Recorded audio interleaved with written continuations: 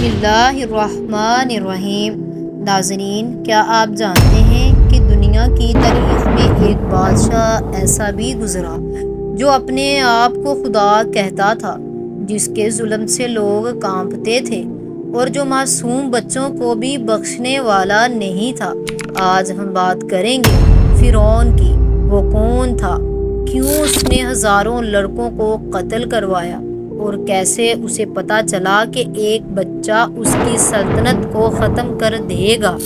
ناظرین، فرعون کون تھا؟ فرعون مصر کا بادشاہ تھا، جسے دنیا کی تاریخ میں سب سے زیادہ ظالم حکمرانوں میں شمار کیا جاتا ہے۔ اس کی سلطنت طاقتور، مالدار اور جدید ترین تھی، لیکن طاقت کے نشے میں اس نے اپنے آپ کو خدا قرار دیا۔ وہ کہتا تھا، میں سب سے بڑا رب ہوں۔ یہ دعویٰ ہی اس کے غرور اور گمراہی کی انتہا کو ظاہر کرتا ہے۔ لڑکوں کو قتل کروانے کا حکم کیوں دیا؟ ناظرین، ایک دن فرعون کے دربار کے نجومیوں نے پیش گوئی کی کہ بنی اسرائیل میں ایک لڑکا پیدا ہوگا جو بڑا ہو کر فرعون کی طاقت اور سلطنت کو ختم کر دے گا۔ یہ خبر سن کر فرعون خوف زدہ ہو گیا۔ طاقت کے نشے میں ہونے کے باوجود اسے ڈر تھا کہ اس کا تخت خطرے میں پڑ جائے گا۔ اس ڈر نے اسے اندھا کر دیا اور اس نے ایک خوفناک فیصلہ کیا۔ ہر وہ لڑکا جو بنی اسرائیل میں پیدا ہوگا اسے قتل کر دیا جائے گا۔ یہ حکم کتنا ظالمانہ تھا، اس کا اندازہ اس بات سے لگائیں کہ معصوم بچے ماں کی گود سے چھین لیے جاتے، گھروں پر سپاہی دھاوا بولتے اور ہزاروں زندگیاں ظلم کی بھینٹ چڑھ جاتی۔ لیکن فرعون کو اپنی طاقت کے زوال کا خوف اتنا تھا کہ وہ یہ سب کچھ کرتا رہا۔ وہ بنی اسرائیل کو غلام بنا کر رکھتا، ان سے سخت محنت اور مشکل کام کرواتا، کھیتوں اور تعمیرات میں ان کی زندگیاں اجیرن کر دیتا۔ جو حکم نہ مانے اس کو سخت سزائیں دیتا، بعض اوقات قتل بھی کروا دیتا۔ عورتوں کو زندہ چھوڑتا تاکہ انہیں غلام بنا کر اپنے مفاد کے لیے استعمال کرے۔ یہ ظلم برسوں جاری رہا، لیکن قدرت کا نظام مختلف تھا۔ جس سے ڈرتا تھا وہی بچہ آخر کار اس کے محل کے قریب پروان چڑھا۔ ناظرین، جب فرعون کو خواب اور نجومیوں سے یہ خبر ملی کہ بنی اسرائیل میں سے ایک بچہ پیدا ہوگا جو اس کی حکومت کا خاتمہ کرے گا، تو اس نے ظلم کی انتہا کر دی۔ فرعون نے حکم دیا کہ ہر نومولود لڑکے کو قتل کر دیا جائے اور لڑکیوں کو زندہ چھوڑا جائے۔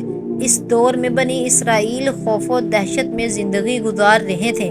انہی دنوں اللہ تعالیٰ کی مشیت سے حضرت موسیٰ علیہ السلام کی پیدائش ہوئی۔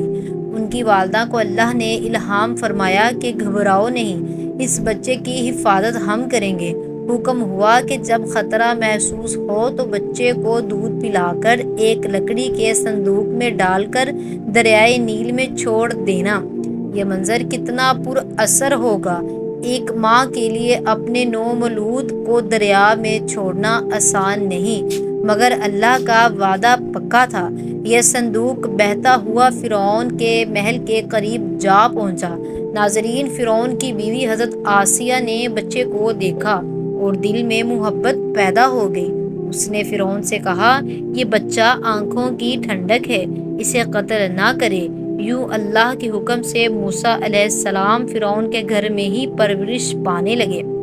جب جوان ہوئے تو ان میں غیرت، بہادری، عدل اور انصاف کا جذبہ نمایاں تھا۔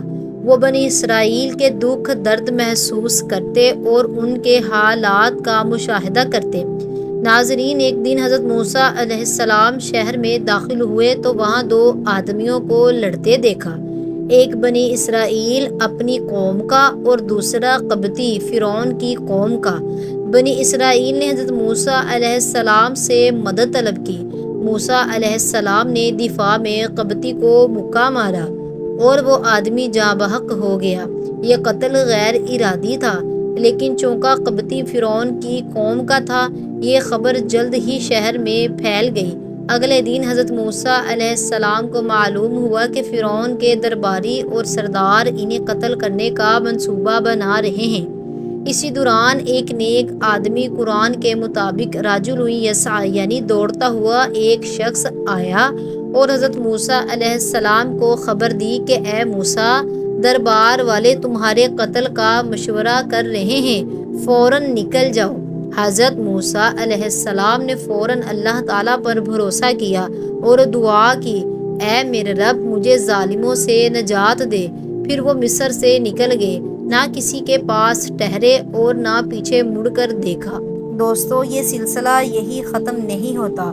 حضرت موسیٰ علیہ السلام کی زندگی کے اور بھی حیرت انگیز اور ایمان افروز واقعات آپ کے ساتھ اگلی ویڈیو میں شیئر کیے جائیں گے انشاءاللہ۔ آپ کی اس واقعہ پر کیا رائے ہے؟ اپنی قیمتی رائے اور سوالات ہمیں کمنٹس میں ضرور بتائیں تاکہ ہم اگلی ویڈیو میں انہیں شامل کر سکیں۔ جزاک اللہ خیرہ۔ آپ دیکھ رہے ہیں رحمت QS۔